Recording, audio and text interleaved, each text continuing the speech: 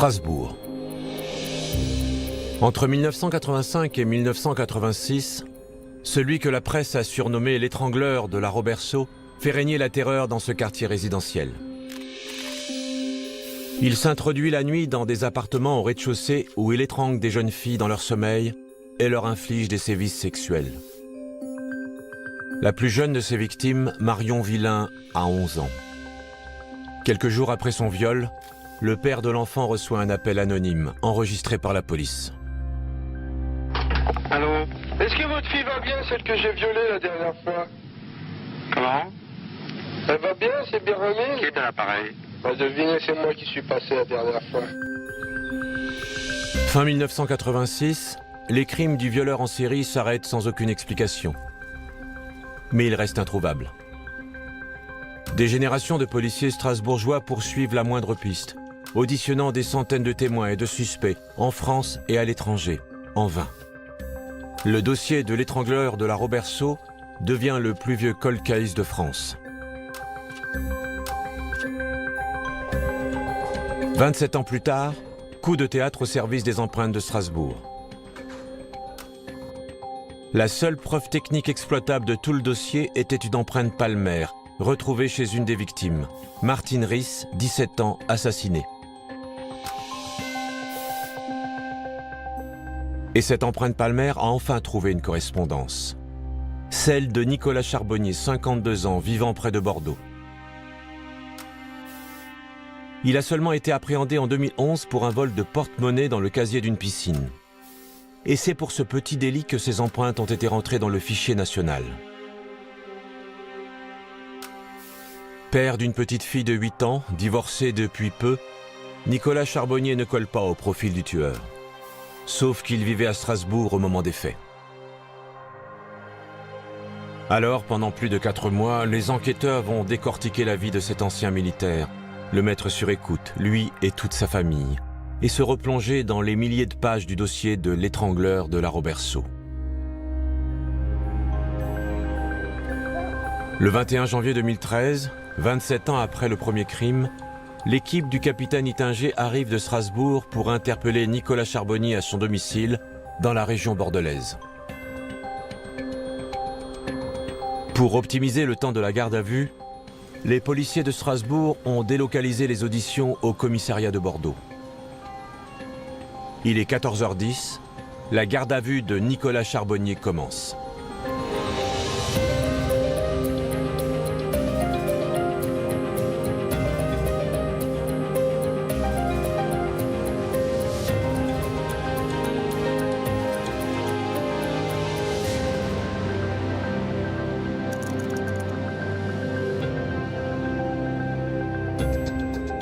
La garde à vue est une mesure de contrainte décidée par un officier de police judiciaire à l'encontre d'une personne soupçonnée d'avoir commis ou tenté de commettre un crime ou un délit.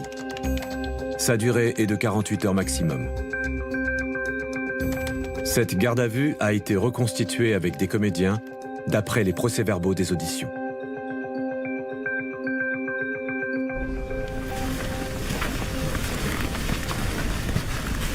J'ai 30 minutes. Merci. Bonjour, monsieur Charbonnier. Je suis Maître Baldé, votre avocat. Avant tout, j'ai besoin de savoir si vous avez été bien traité depuis votre interpellation. Oui, tout va bien. Nous, on n'en revenait pas. On a fait sa vie, il est marié, il a une petite enfant.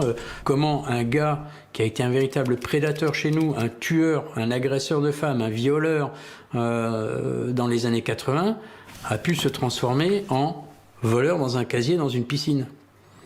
Là, on s'est dit, il y a un truc qu'on n'arrive pas encore à comprendre. Et si on se plante? Et si on se plante? On m'informe que vous avez été placé en garde à vue pour meurtre, tentative de meurtre ainsi que viol. Alors, je suis en présence d'une personne absolument calme, qui a l'air serein, qui n'est même pas énervé ou stressé, qui semble croire que tout ça c'est une mauvaise blague, et qui est sûr d'être remis en liberté très rapidement. Donc lui-même, d'emblée, me met en confiance. Mais alors c'est vraiment sérieux cette histoire? Pour meurtre? Oui, on ne peut plus sérieux. C'est insensé. Est-ce que cela veut dire que vous niez les faits qui vous sont reprochés, monsieur Charbonnier? Bah, évidemment. L'avocat commis d'office, on lui a pas ramené les 15 tomes du truc, hein. Donc, bon, je lui ai dit ce que j'avais envie de lui dire. C'est-à-dire, rien. Ou pas grand-chose. Donc en fait, c'est une discussion de dupe à ce moment-là entre un avocat qui ne connaît pas son client et le client qui ne connaît pas l'avocat. Juste dire, est-ce que vous avez été frappé par la police? Non. Ben, on va y aller maintenant, hein. On va aller parler aux flics. Afin que le regard du suspect ne puisse se raccrocher à rien, le capitaine Ittinger a choisi pour mener la garde à vue un bureau vide. La première audition peut commencer, il est 17h30. Range-moi ça, s'il te plaît. Ça n'en aura pas besoin. Un verre d'eau? Volontiers. Ce dossier de l'étrangleur de la Roberceau, c'est une plaie. Tous mes collègues ex-chefs brigade criminelle se sont cassés les dents dessus. Et c'était, je crois, le seul cold case qu'on pouvait avoir chez nous à Strasbourg. On est un peu fébrile.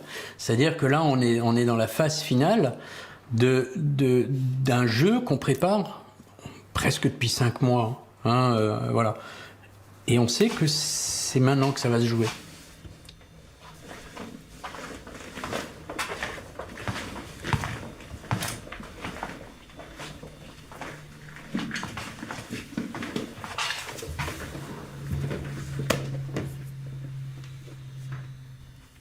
Qu'est-ce que vous attendez de moi, au juste? Eh ben, on va te poser quelques questions. Rien de trop compliqué. J'ai pas l'habitude, c'est la première fois que je suis interrogé par les services de la police. Ça fait combien de temps que tu vis à Saint-Jean-d'Illac? Ça fait plusieurs années maintenant, oui. Et avant ça? Pendant 4 ans, j'ai habité Pessac. Bordeaux, avant ça, environ 10 ans. J'ai presque passé toute ma vie dans la région. Ah, t'es né dans le coin, alors? Non. Ma famille a pas mal bougé quand j'étais enfant. Père militaire, donc vous comprenez. C'est-à-dire? Mon père, il est colonel. Il a fait des missions à l'étranger. Il était très, très diplômé. Mon père aussi était officier supérieur. À l'impression, je sais ce que c'est. Ah non, non, mon père, il aimait aider les autres. Il a été visiteur de prison, écrivain public. Maintenant, il est sur un site pour aider les gens à faire leurs problèmes de maths. Vous voyez les gens. Vous étiez combien à la maison? On était 9 enfants. Ah oui, quand même. Ça devait filer droit. Chez nous, c'était un peu moins rock'n'roll, on était que 7. Nicolas Charbonnier et moi, en fait, on a exactement le même profil. Il a exactement le même âge que moi. Mon père est colonel. Je suis issu d'une famille très nombreuse, catholique, pratiquante. Et on est rentré à l'armée en même temps. Et donc, il y avait peut-être cette forme de respect de l'un envers l'autre. Je dis bien peut-être, hein, parce que peut-être aussi qu'il m'a pris pour un gros con, j'en sais rien. Mais il y avait quand même cette espèce de respect et peut-être de méfiance. Et puis ensuite, moi, je suis parti faire mon service à Ilkirch en octobre 80. Quel jour? Pardon? Moi aussi, je vivais dans le coin. Je suis rentré à l'armée en octobre 80. C'était le 12 octobre. Ben ça alors. Même jour que moi. C'est donc de Strasbourg dont vous voulez me parler? Nicolas Charbonnier comprend que le capitaine Ittinger a fréquenté le même Strasbourg que lui dans les années 80 en tant que soldat du rang. Mais il ignore que les enquêteurs s'intéressent de près à son dossier militaire. Il n'est resté que 5 ans à l'armée et n'a obtenu que le grade de sergent, bien loin de la prestigieuse carrière de son père. Année après année, les notes et les appréciations sont sans appel. Donc le fait que Nicolas fasse soldat du rang, qui monte jusqu'à sergent, mais qu'il soit médiocre et qu'au bout de 5 ans il se fasse lourder, je pense qu'en revenant chez lui, il n'a pas dû revenir triomphant, quoi, hein. Donc je pense qu'il devait être assez mal vis-à-vis de son père, quoi, hein. Il est certain que la figure du père était peut-être trop idéalisée pour lui, était trop exemplaire, et que cela a amplifié son sentiment d'échec quand lui-même a voulu faire une carrière militaire. Il est renvoyé de l'armée le 30 septembre 1985. À 23 ans, il retourne vivre chez ses parents à Schiltigheim, près de la Robertsau. À quelques rues de là, une semaine plus tard, une jeune femme est violée dans son appartement en rez-de-chaussée. L'agresseur tentera aussi de l'étrangler. Nicolas Charbonnier sort de l'armée le 30 septembre. Elle est agressée le 6 octobre. Elle habite à 400 mètres du domicile de Nicolas Charbonnier. Donc je veux dire, pour moi, c'est évident que c'est la première victime de Nicolas Charbonnier. Elle habite au rez-de-chaussée surélevé. On retrouve une cordelette à côté de son matelas. Des tas de choses qui rappellent les autres dossiers. Entre octobre et mars 86, 6 agressions seront attribuées à l'étrangleur de la Robertsau. À chaque fois, on retrouve le même rituel. Les victimes habitent tout au rez-de-chaussée. Il entre en cassant un carreau avec un caillou, les surprend dans leur sommeil, les étrangle dans leur lit avec une cordelette. Il déplace ensuite les corps inanimés dans l'appartement avant de les agresser sexuellement. Martine Riss, elle, a été emmenée dans la cuisine. L'agresseur a pris son temps, allumé les lumières et s'est acharné sur sa victime. Il a cherché un couteau pour couper les bretelles de son soutien-gorge, lui a ôté son bas de pyjama et arraché une touffe de cheveux. Puis il lui a coupé les poils pubiens alors qu'elle agonisait. Il s'est ensuite rendu dans la chambre de sa sœur Patricia, qui s'est réveillée alors qu'il était sur elle pour l'étrangler. Ses hurlements l'ont mise en fuite. On n'a retrouvé aucune trace technique exploitable, hormis l'empreinte palmaire laissée sur la commode de Martine, celle qui a permis l'interpellation de Nicolas Charbonnier. Attendez, ça voulait pas du tout dire à cet instant-là que M. Charbonnier avait pu commettre un crime. Et effectivement, la première réaction que j'ai, c'est de me dire, mais peut-être qu'il connaissait simplement cette victime, qu'il était présent à un moment dans cet appartement, mais absolument pas pour y commettre les crimes décrits. On a une trace, mais si c'est un copain, s'il faisait partie des secours, s'il faisait partie d'une équipe de déménageurs, des gens qui ont ramené des meubles pour les filles, on a tout vérifié. Et au fur et à mesure, on ferme les portes. Donc au fur et à mesure qu'on avance dans les 4 mois, vous arrivez à vous persuader, que ça peut être que lui. C'est vrai qu'on part pas avec grand-chose. On part pas avec grand-chose et c'est vrai que 27 ans après les faits, les témoins ont vieilli, ils ont plus la même mémoire, ils ont plus les mêmes souvenirs qu'à l'époque. Je me souviens pas, c'est des témoignages contradictoires par rapport aux premières auditions parce que les gens se rappellent plus. Et on s'est rendu compte qu'en fait, ça nous desservait. C'est-à-dire que plus on rentrait d'éléments troubles ou non qu'on n'arrivait pas à établir, plus ça profite en fait à la personne qu'on va viser. Et là, j'ai tout de suite dit à Michel, stop, on arrête tout, on va changer notre fusil d'épaule. Et donc petit à petit, on en est rentré à faire des jeux de rôle. Alors, il me parlait comme si j'étais Nicolas Charbonnier. Et j'ai essayé de le contrer. Pas n'importe qui. ah ouais. C'est ce qui se passe. Pendant les 4 mois de préparation de la garde à vue, les 2 policiers ont passé au crible les questions d'ordre professionnel, familial, intime et même sexuel. Ils ont simulé les réponses potentielles de Nicolas Charbonnier afin de rester maître du déroulé des auditions. C'est ce qui se passe à ce moment-là. Quand j'étais jeune, il y a une fille, là, je l'avais tapé dans l'œil. Elle s'appelait comment? Martine, je crois. Ouais, c'est ça, Martine. On a dû se voir 2-3 fois, je dirais, à l'époque dont vous me parlez, là, chez elle. Bon, on n'a pas fait grand-chose, hein. Je suis un gentleman, vous savez. Puis un jour, plus de nouvelles. Ça s'est terminé comme ça. Eh ben, tu vois, là, ton empreinte palmaire. Mais s'il nous dit ça, peut te la carrer au cul bien profond, parce qu'on est mort s'il nous dit ça. On s'est assuré qu'il n'était pas connu de l'entourage de Martine Riss. Maintenant, Martine Riss, de ce qu'on savait du dossier, c'était une fille assez discrète, qui faisait ses études à Strasbourg, qui bougeait pas une oreille, etc. Et nous, ce qui était important pour nous, notre stratégie, c'était de faire dire donc à Nicolas Charbonnier qu'il n'avait aucune raison valable d'être dans cet appartement. C'est ce qu'on va faire. On va jouer à l'entonnoir.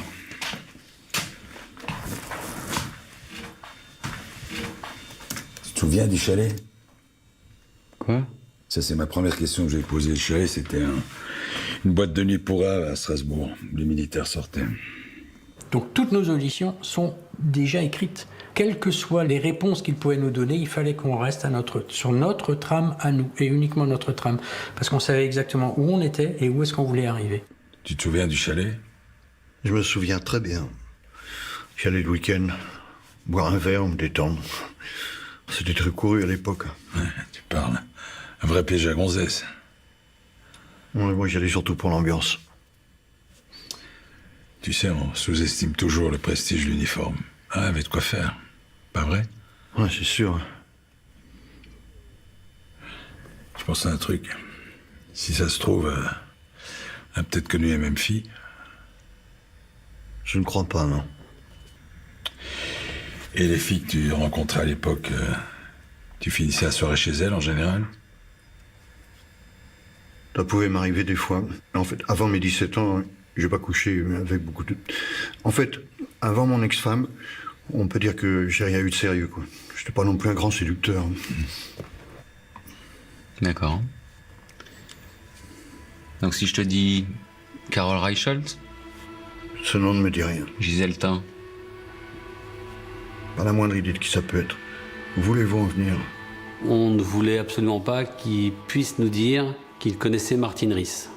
On a noyé le nom de Martine Riss parmi des noms d'autres femmes apparues dans le dossier, quoi. Et une certaine Marion Villain, ça vous dit quelque chose? Ce sont pas des filles que j'ai connues, en tout cas. Martine Riss? Vous cherchez à faire l'historique de mes conquêtes? Vos conquêtes? Donc vous les avez côtoyées? Absolument pas. Judiciairement, c'est pas terminé, quoi. Hein, on peut pas emmener un mec aux assises juste parce qu'il dit je connais pas Martine Riss, quoi. Donc, mais pour moi, mon opinion elle est faite, quoi. Voilà. Le fait qu'il ne connaisse pas Martine Riss et qu'il n'ait eu aucune raison valable d'entrer dans cet appartement, voilà, c'est fini, quoi. Tu nous as toujours pas dit quel était ton genre? Parce que j'ai pas de genre particulier. Je voyais des filles de mon âge, comme tout le monde. Parfois un petit peu plus jeunes. 20, 21 ans, 22. Mais jamais des mineurs. Et des filles mineures au chalet, il y en avait aussi. Je le sais, puisque j'y étais. Hein. Donc ça faisait partie vraiment des premiers points de passage importants qu'il fallait que l'on marque sur le papier. C'est qu'il n'est pas sorti avec une fille mineure. Martine et Marion sont mineures, les modes opératoires sont identiques. Dès 1986, les enquêteurs relient les deux affaires et font appel à un psychiatre pour les aider à établir un premier profil de l'étrangleur de la Roberceau. Les éléments dont j'avais disposé ne permettaient pas de dresser un véritable portrait robot, sinon de définir la démarche sadique et cette logique, on peut dire, ce fonctionnement. Alors, l'histoire, pourquoi raser les poils pubiens? Peut-être que c'est un trait aussi qui rejoint la question de la pédophilie, à savoir d'effacer chez cette femme les caractères sexuels secondaires et d'en faire en quelque sorte une créature juvénile. Des traces de bave, de transpiration et de sperme ont été retrouvées sur les lieux des crimes, mais à l'époque, aucune analyse ADN n'a été faite car la technologie génétique était encore balbutiante. Et quand le fichage ADN a été généralisé, la mauvaise conservation des scellés a alors rendu impossible toute analyse. Nicolas Charbonnier sait qu'il a pu laisser des traces derrière lui, mais il ignore qu'elles ne sont pas exploitables. Tu sais ce que c'est l'ADN? Évidemment. Ce sont des cellules qui sont différentes pour chaque individu. Personne n'a les mêmes. Donc j'imagine que vous savez aussi ce que sont les empreintes digitales. J'ai lu des choses sur le sujet, oui. Si on vous disait qu'on a retrouvé un élément de ce type attestant de votre présence sur le lieu d'un crime. Mais il faudrait m'en dire plus, comment voulez-vous que je me défende? Je pourrais avoir posé ma main sur le verre. Quelqu'un y trouvera mon empreinte. Et si vous vous faites tuer dans les 15 jours, est-ce que ça veut dire que je suis le coupable? On l'a retrouvé sur une coiffeuse, sur le bord. Comme si quelqu'un s'était appuyé dessus à tâtons, dans l'obscurité, la nuit. Tu vois, comme ça. Je comprends pas bien ce que vous me racontez. Je peux l'avoir posé à des tas d'endroits dans ma vie, ça prouve rien. On l'a retrouvé dans une résidence privée. Un endroit où vous n'aviez aucun moyen d'entrer. Attendez. J'ai eu un boulot à la sortie de l'armée, ça m'avait marqué. C'était pour la société OBO. Je voulais installer des bureaux chez les gens. C'est un travail ennuyeux, là, extrêmement ennuyeux. Alors peut-être ai-je livré un bureau chez la personne dont vous parlez? Certainement comme ça que vous avez mon empreinte. Lors de cette première audition, le fait que les officiers des polices judiciaires parlent d'ADN et d'empreintes nous font croire tout de suite à mon client et moi qu'il y a effectivement de l'ADN retrouvé et de l'empreinte digitale retrouvée dans le dossier. Parce que c'est une enquête qui dure depuis 30 ans et nous nous disons tout de suite que les officiers des polices ne sont pas venus les mains vides à Bordeaux pour l'interpeller. Commencer par des questions lambda de savez-vous ce que c'est qu'un ADN? On sait ce que ça va provoquer, en tout cas chez la personne qui est en garde à vue, qui va commencer à paniquer. Et bien sûr, côté avocat, on le lit souvent, on constate que c'est une vraie technique d'enquête. On n'a qu'un seul truc, on a que notre trace. Mais lui, il sait pas ce qu'on a. On en a 1, 2, 3, 4, 5 des nouveaux éléments, il sait pas. C'est le coup de poker. Qu'est-ce que ça a à voir avec moi? T'as besoin qu'on te fasse un dessin? Cette empreinte, on l'a retrouvée chez une fille. Une mineure. Tuée. Oh mon Dieu. Il y a vraiment des gens qui sont capables du pire dans ce monde. Ouais, et le coupable a jamais été arrêté. Même si mon empreinte était vraiment chez elle, je vois pas ce que ça a à voir. Je vois pas ce que ça veut dire. J'ai jamais attaqué personne. Je me suis jamais battu, moi, même à l'armée. Non, attaquer une petite fille, non. Non, ce coupable que vous cherchez, vraisemblablement, ça peut pas être moi. Pour moi, ma fille, c'est une princesse. C'est bon. Maître, on arrête l'audition. Pourquoi? Qu'est-ce qui se passe? Il se passe que tu nous prends pour des abrutis, en fait. Ben, il mélange tout, en fait, il essaie de nous apitoyer, il essaie de nous dire, regardez, la preuve que j'ai rien fait, c'est que j'ai une fille et que je l'adore, quoi. Mais je veux dire, oui, et alors? Et alors? Si c'était aussi simple, effectivement, on lui dirait, ah, excusez-nous, on savait pas que vous aviez une fille, bonne journée, au revoir, quoi. Mais non, c'est pas aussi simple que ça. À la fin de chaque audition, la loi oblige les policiers à faire signer aux prévenus les retranscriptions sur lesquelles apparaissent l'intégralité des faits qui lui sont reprochés, ainsi que le nom des victimes.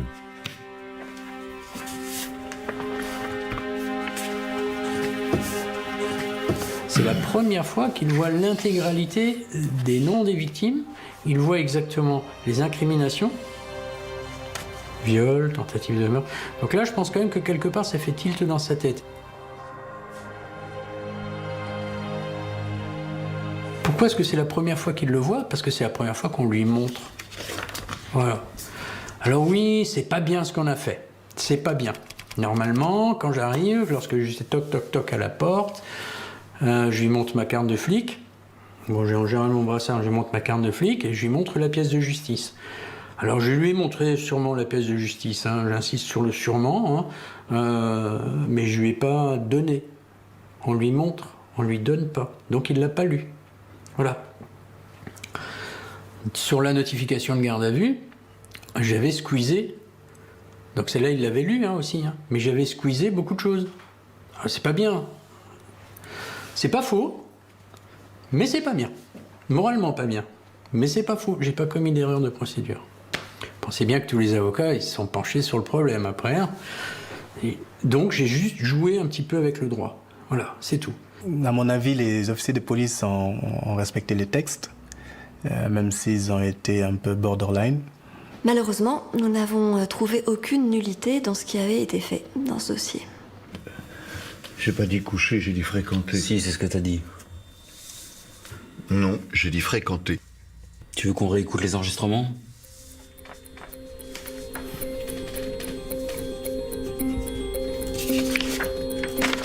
Nicolas Charbonnier ignore que depuis quelques heures, son ex-femme, avec qui il a vécu presque 20 ans, est auditionnée par un autre policier.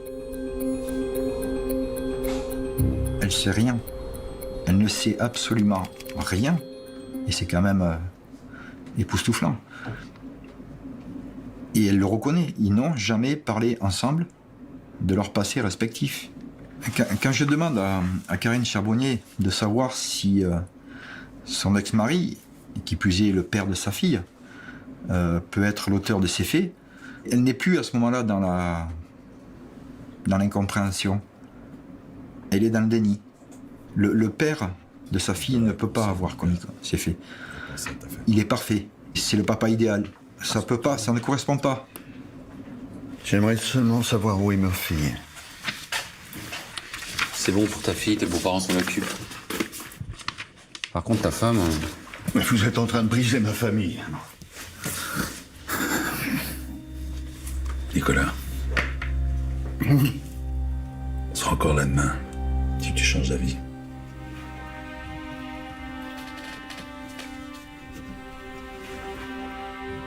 Je peux vous expliquer ce qui s'est passé? Tu appelles ton avocat? Vous croyez que ça va m'aider? Non, finissons-en au plus vite. Ça peut être aussi une tactique pour lui. Hein. Est-ce qu'il va essayer de noyer le poisson? Est-ce qu'il a essayé de nous la faire à l'envers en nous faisant copain-copain? Il faut toujours se méfier. Donc nous, Mich et moi, toujours impassibles. Tu veux nous parler? Tu nous parles. Tu nous parles, on t'écoute, on enregistre, point. Il est 19h30. Sa garde à vue dure depuis plus de 5 heures. La deuxième audition s'enchaîne sans tarder et sans avocat.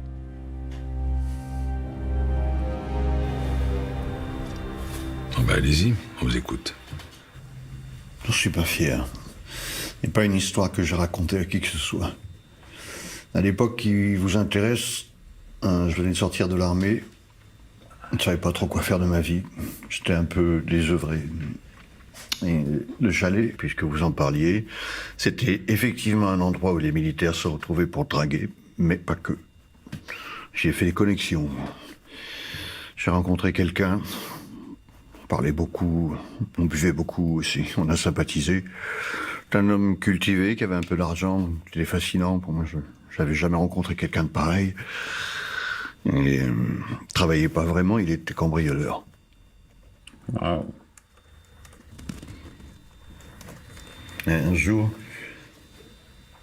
il m'a proposé un coup. Et qu'est-ce que vous avez volé? Ben c'est ça le pire, rien. Je cassais un carreau. On rentrait avec mon associé, je restais 1 minute ou 2 maximum. Je m'y prenais comme un manche que j'ai jamais rien. Je mettais même pas de gants. Il avait réussi à me persuader que c'était pas la peine, étant donné que j'étais pas fiché par la police. Donc quand j'y repense, j'ai honte. Dans notre jargon, on a ce qu'on appelle, nous, le PV chic, c'est le mec qui va vous dire non, j'ai rien à voir là-dedans. Ah non, moi, non, c'est pas possible. Ça, c'est le premier, c'est le PV chic. Le deuxième, c'est vous avez pas tort, mais c'est pas moi, c'est mon pote. Donc le mentor, hein. C'est lui. Et c'est lui qui m'a tout fait faire. Hein. J'ai pas voulu le faire, mais c'est à cause de lui que je l'ai fait. Et ça, c'est vraiment un schéma classique. Donc ce gars, il faut le laisser parler. Parce que tout ce qu'il va vous raconter, c'est en fait sa vie qu'il fait endosser à quelqu'un d'autre. Et donc c'est vous qui cassiez les carreaux? Bah, des fois oui, des fois non. On prenait une pierre qu'on trouvait par terre, et puis on visait une fenêtre au rez-de-chaussée. Il disait que c'était plus facile que la porte. Le fait qu'ils nous disent j'ai fait des cambriolages, j'ai utilisé des cailloux pour casser les fenêtres et on volait ce qui avait de valeur, etc. Je veux dire, c'est le mode opératoire très précis de cette affaire, quoi. Lors de cette deuxième audition, les policiers ne laissent pas le temps à Nicolas Charbonnier de dérouler sa stratégie. Ils interrompent l'audition au bout d'une demi-heure et le ramènent en cellule. La journée est loin d'être finie pour les policiers. Ils informent la juge et les enquêteurs restés à Strasbourg de l'avancée des auditions. D'abord, on a tout repris à zéro, de nouveau, avec Michel. On a refait le point avec la juge, à dire voilà, on l'a déjà positionné, il est là, il a volé, il l'a pas lu. C'est pour lui, c'est sur une scène de crime, et il reconnaît avoir commis des vols. Je te laisse. À demain. Elle est déjà très satisfaite, parce que personne, jusqu'à présent, n'avait réussi à aller aussi loin. Aucun. C'est inespéré ce qu'on était en train de réaliser.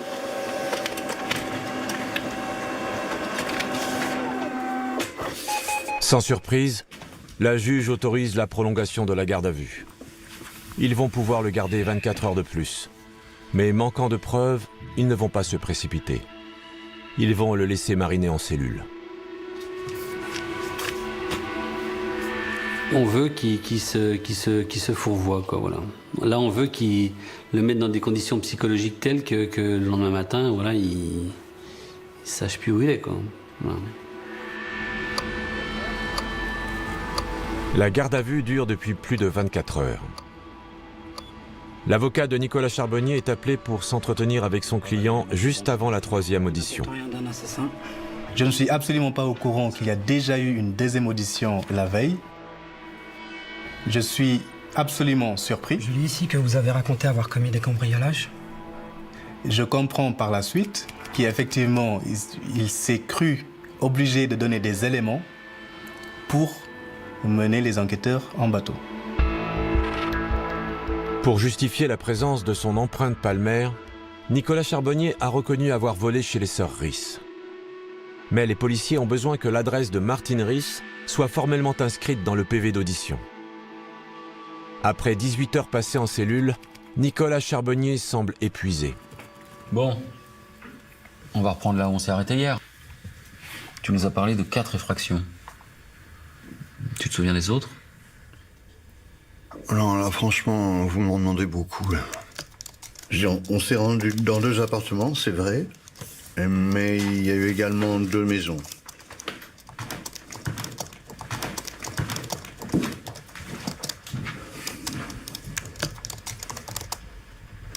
Quand j'ai quelque chose à lui dire ou quand j'ai un point particulier, je lui envoie un SMS, il le lit discrètement. Il ne faut pas couper le fil entre le mis en cause et l'interlocuteur.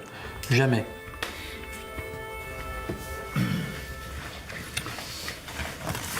Bon, je reprends parce qu'il faut être bien précis. Tu as reconnu t'être introduit au domicile des sœurs Ries, 3 rue d'Alinden, Strasbourg, dans le quartier de la Robertso. On a retrouvé ton empreinte palmaire. C'est bien ça? Oui. On l'écrit, il n'a pas plus de réaction que ça. Il aurait très bien pu hurler, son avocat même aurait pu hurler, ce qui veut dire que, de facto, c'est acté. On est d'accord. Il ne dément pas, parce que ça ne fait pas de lui un violeur, et surtout, il veut expliquer comment son empreinte ou éventuellement son ADN, parce qu'il pense toujours que son ADN a été retrouvé. Donc comment ces éléments se retrouvent chez les victimes. Nicolas Charbonnier a admis avoir cassé le carreau pour s'introduire chez les sœurs Ries pour cambrioler. Or, le carreau a été cassé 3 jours avant le crime. Rien n'a été volé. Les sœurs Ries remarquent cependant qu'il manque un trousseau de clés, mais elles croient que leurs parents les ont récupérés. Michel Thomas en déduit que cela s'est passé en 2 temps et qu'il y a donc eu préméditation. Tu nous as parlé de ton complice. Disons qu'on va l'appeler Monsieur X. Comment est-ce que vous procédiez? J'ai trouvé un double des clés accroché à un clou. J'ai ouvert la porte pour qu'il entre. Et tu sais ce qu'elles ont fait, les sœurs Ries, quand elles ont vu que leur carreau avait été cassé? Elles ont cru un cambriolage? Non, pas du tout. Rien n'avait été déplacé chez elles. C'est bizarre pour un cambriolage, tu trouves pas? C'est vous les experts. Aucun voleur au monde n'entre sans mettre à sac les endroits qu'il cambriole, c'est la base. Être discret, ils en ont rien à foutre. Hein? Mais là, on a quelqu'un qui s'est introduit chez les sœurs Riss, a pris un double des clés, pour revenir plus tard. Pour moi, c'est déterminant, quoi. Voilà. Pour moi, c'est déterminant. C'est la preuve que le mec qui est rentré dans l'appartement en cassant une fenêtre avec un caillou, c'était pas un cambrioleur.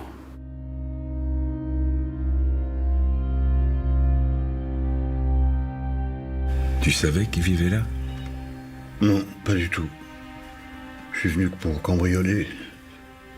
Seulement pour ça. La fiche de cinéma, les livres scolaires sur le bureau, ça t'a pas mis la puce à l'oreille. J'ai rien vu de tout ça. J'arrive à me souvenir de certaines choses, à retrouver certaines images. Mais pour d'autres, c'est flou. T'arrêtes de nous prendre pour des cons? Si tu veux mentir, mens mieux ou arrête, s'il te plaît. Non mais pour qui vous vous prenez me parler sur ce ton, hein? Vous me tombez dessus comme des pitbulls depuis tout à l'heure. Mais je suis très calme. Rassure-toi. Bon, les autres appartements. Le premier, par exemple, il ressemble à quoi? C'est la même chose. Dans mes souvenirs, il est situé au bord de l'île. Quand on y est rentré, on a commencé à fouiller, sauf que j'ai entendu des gens qui ronflaient, j'ai pris peur. Et je suis allé voir. Il y avait des gens qui dormaient. Je suis parti. Point final. On s'attendait pas du tout à ça. On s'attendait à ce qu'il nous raconte un peu n'importe quoi, comme il avait fait avant. Et là, la façon dont il parle du premier appartement, on se rend compte que c'est la description exacte de l'appartement de Marion Villain, quoi. Marion.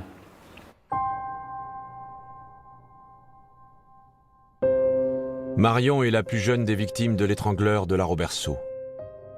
Toute sa famille dormait quand il est entré dans la maison et l'a étranglée dans son lit. Il a pris son temps, allumé la lumière, déplacé son corps dans le couloir, et c'est là qu'il l'a violée. Puis, la laissant pour morte, il a quitté les lieux par la porte. C'est un prédateur, hein. Il y a une certaine forme d'excitation. Il se prend quelque part pour un surhomme, que rien ne pouvait l'arrêter, qu'il en avait déjà fait, il en fera d'autres. C'est pas parce que quelqu'un dort à côté que... Et quelque part, ça devait même lui procurer du plaisir. Une des victimes avait 10 ans. Cela ajoute à son plaisir de s'attaquer à quelqu'un qui est l'incarnation d'une certaine innocence, d'une certaine vulnérabilité. Le plaisir du pédophile est là, c'est de s'en prendre à des êtres qui ne savent même pas ce que c'est que la sexualité, ou du moins qui n'ont qu'une expérience, qui ne peuvent, je dirais, sont totalement sans défense par rapport à une agression de type sexuel. La petite dont vous parlez, elle a eu des séquelles? Mis à part sa vie foutue en l'air? Je crois pas, non. Je parle de séquelles physiques. Eh ben, il lui est arrivé ce qui est arrivé à Martine Riss. Marion a été retrouvée dans le couloir, allongée. Il y avait du sang entre ses jambes. Cet ordure revenait après nos effractions pour faire ses horreurs. C'est vraiment Kaiser Soze, le type, hein. Il t'entraîne dans ses coups, seulement parce qu'il a décidé de violer et d'assassiner de jeunes filles. Non, vous pouvez vous arrêter une seconde? Vous êtes exaspérant à la fin. Mais c'est ce que je vous expliquais à l'instant. Ouais, oui. Tout le monde dormait que je suis parti. J'ai touché à aucun enfant. Oui, c'est pas très déontologique, mais voilà, c'est... On se fout un peu de sa gueule, quoi, parce que bon, voilà, à un moment donné, c'est bon, quoi. C'est pour ça qu'on lui parle de Kaiser Soze. C'est abracadabrantesque, son histoire, à un moment donné. Hein. Voilà. Monsieur Charbonnier. Au revoir. Messieurs. J'ai compris que ce que m'avait dit mon client lors de l'entretien n'était pas absolument la vérité. À ce moment-là, si j'avais pu m'entretenir une seconde fois avec lui, je pense que notre entretien n'aurait pas du tout été le même. Il se trouve que la loi interdit à l'avocat d'avoir 2 entretiens dans les 24 heures. le peu d'accès au dossier, c'est un vrai problème de droit de la défense. Voilà, on a une inégalité des armes qui pose évidemment problème à tous les avocats qui font un peu de la défense pénale. Voilà, moi j'ai un avis assez tranché sur la présence d'avocats en garde à vue. Hein. C'est pour pas qu'ils crèvent de faim, quoi, tous. Voilà, mais ils ne servent à rien. En garde à vue, ils servent à rien. La troisième audition vient de se terminer. Il est 17h15. La garde à vue de Nicolas Charbonnier dure depuis 27 heures. Le capitaine Ittinger lui a permis de voir son ex-femme pendant quelques minutes pour qu'elle lui porte des vêtements propres. Alors qu'il s'apprête à le descendre en cellule, Nicolas Charbonnier lui fait une confession inattendue. Vous devez me prendre pour un monstre après ce que j'ai fait.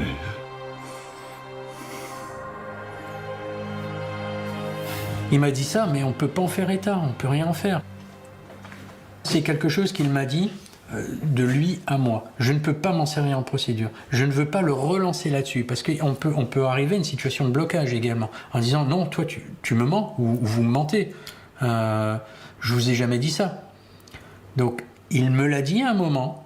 Je suis suffisamment intelligent également pour le garder pour moi, enfin je l'ai partagé avec Mich, mais on ne s'en resserre pas. À la veille de la quatrième audition, non seulement ils ont des aveux inutilisables, mais en plus, ils ne peuvent pas profiter de l'erreur de Nicolas Charbonnier. Nous, on n'est pas prêts. Comme je dis, nous, on est parti en fait là-bas pour la paluche dans l'appartement des sœurs Riss. Marion, on connaît son histoire, on connaît, mais on n'a rien pour la rattacher. On n'a rien. Okay.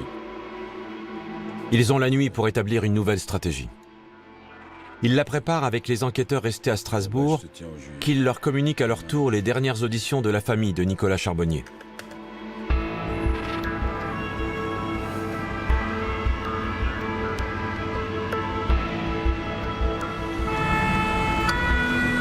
Le lendemain matin, Nicolas Charbonnier est sorti de sa cellule. Il est 9h15. La garde à vue est commencée depuis 43 heures. Il ignore que toute sa famille est auditionnée au DCPJ de Strasbourg depuis 2 jours et surtout qu'elle est sur écoute depuis 4 mois. Dans cette quatrième et dernière audition, Philippe Ittinger va chercher à le déstabiliser en abattant ses dernières cartes. En s'appuyant sur son point faible, sa famille. C'était l'époque où il traînait avec son pistolet d'alarme, ses couteaux. L'époque où il faisait ses conneries.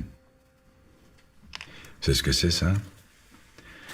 C'est l'enregistrement d'une conversation téléphonique entre vos frères Thomas et Jérôme, il y a 2 jours, à 16h.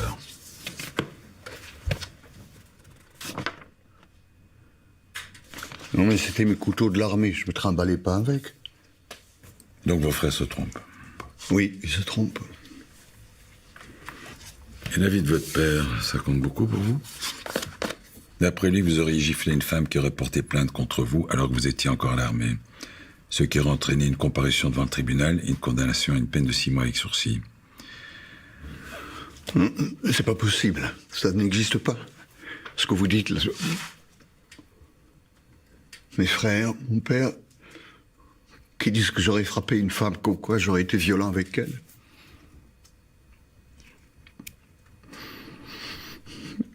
Je m'en souviens pas.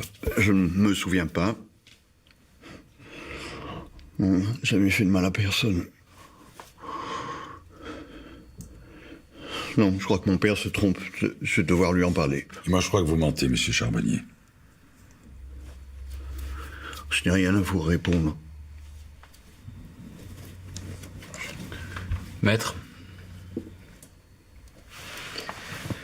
Monsieur Charbonnier.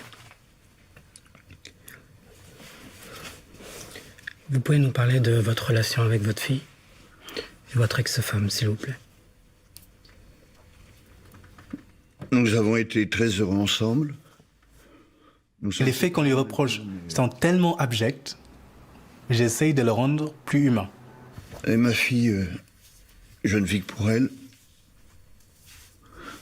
Quand je ne suis pas avec elle, je prépare les moments où on va se retrouver. Ma fille, c'est certainement ce que j'ai de plus précieux au monde. C'est mon trésor. Ma fille, c'est ce que j'ai de plus précieux au monde. Ma fille, c'est mon trésor.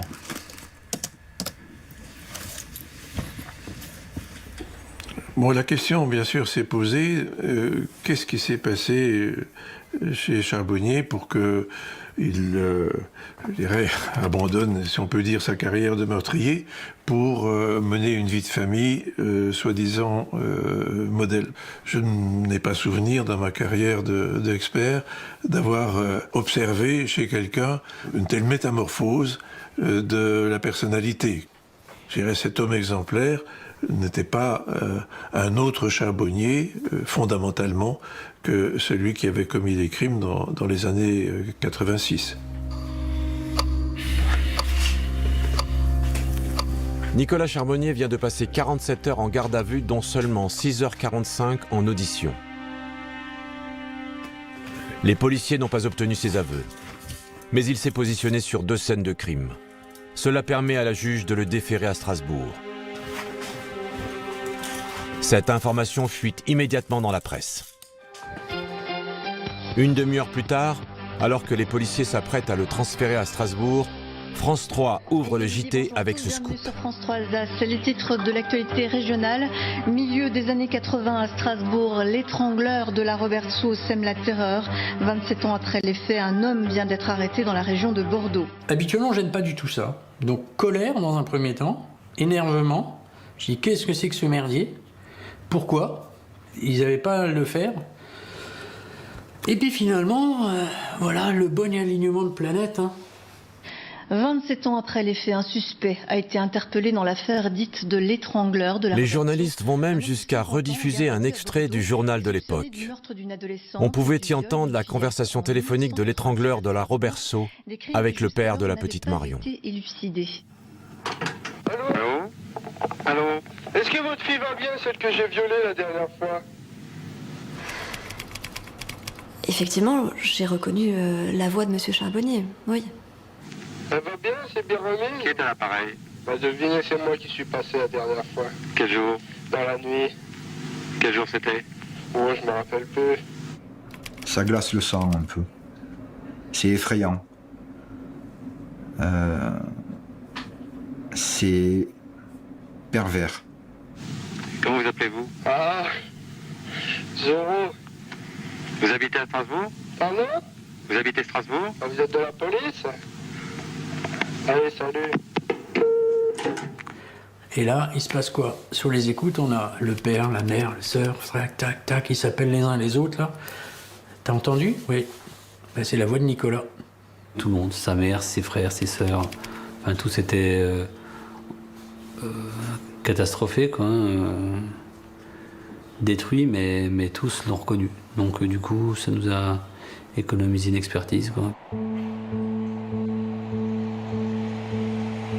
L'instruction se poursuivra à Strasbourg pendant 3 ans. La juge obtiendra les aveux de Nicolas Charbonnier après lui avoir lu les réactions de sa famille qui ont reconnu sa voix sur l'appel anonyme. En plus du meurtre de Martine et du viol de Marion, il avouera 2 autres viols qui, eux, seront prescrits. Plusieurs des victimes seront présentes le jour du procès, dont Marion Villain, qui a maintenant 40 ans.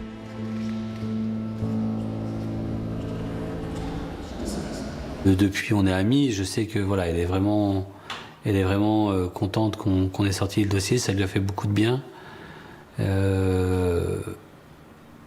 Et c'est clair que voilà, on fait aussi ça pour ça. Que je veux dire, on ne demande pas des médailles, mais je veux dire voilà, quand les gens sont satisfaits de notre travail, et là, je pense qu'elle l'était, que ce soit Marion, Patricia, ça fait plaisir, quoi. Voilà.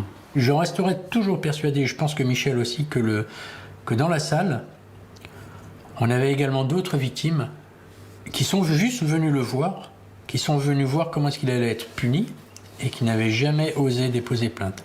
On en est persuadé. L'étrangleur de la Robertsau, âgé de 53 ans aujourd'hui, a été reconnu coupable de l'ensemble des chefs d'accusation pour les crimes commis en 1986 à Strasbourg. Nicolas Charbonnier sera condamné à perpétuité, dont 20 ans de sûreté, pour fait de viol et tentative de meurtre sur mineurs de moins de 15 ans, emploi de torture ou d'actes de barbarie pour l'exécution d'un meurtre sur mineur de plus de 15 ans. Il ne fera pas appel. Un verre d'eau ? Volontiers. Très sincèrement, s'il refusait de parler, on avait perdu. Donc c'est à nous de savoir jouer avec la procédure. Alors bien sûr, l'avocat va crier au scandale, mais à partir du moment où vous avez découvert un meurtrier, il faut déjà avoir les couilles sérieusement bien attachées pour aller dire que les flics, ils ont mal fait leur boulot, quoi. Et je pense qu'avec Charbonnier, qui était vraiment un cas particulier, parce que nous, on nous a demandé de travailler avec la législation moderne sur un cold case. Eh bien, il faut s'adapter. Il faut s'adapter, il faut trouver une véritable stratégie, il faut être rusé, et il faut aller au bout de son idée.